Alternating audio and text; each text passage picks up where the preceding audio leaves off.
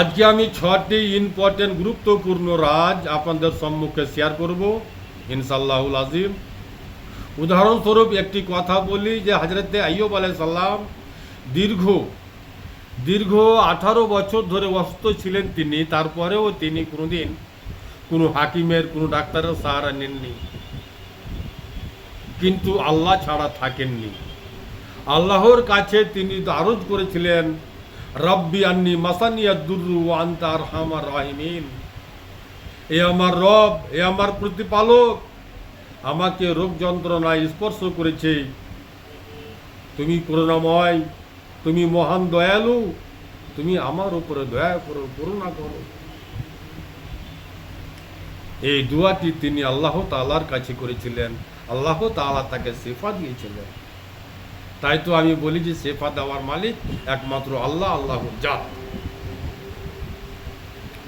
এবারে আসি 6টি ইম্পর্টেন্ট রাজ বলছি আপনাদেরকে। 6টি ইম্পর্টেন্ট রাজ কি জন্য নেন।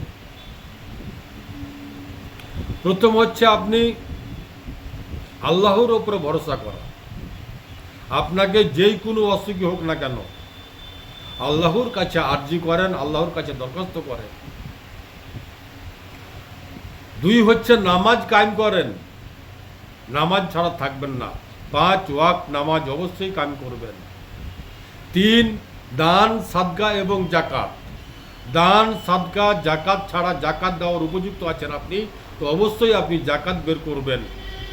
সাদকা আমাদের অসুখ বিসুখকে ধুয়ে মুছে পরিষ্কার করে, বালা মুসিবত সবকে টলিয়ে দেয়।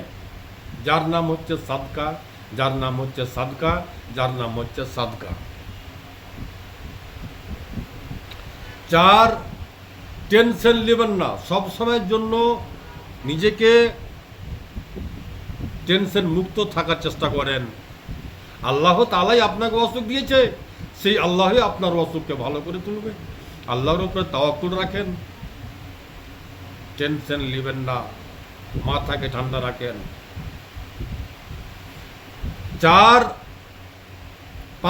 5 নম্বর হচ্ছে আপনার পেটকে লুজ রাখা। কোনো সময়ের জন্য আপনি বেশি অতিরিক্ত খাবার খেয়ে নেবেন না, সব সময়ের জন্য কম খাবার খেয়ে থাকেন। পেটটা যেন আপনার টাইট না হয়, যেন লুজ থাকে। 6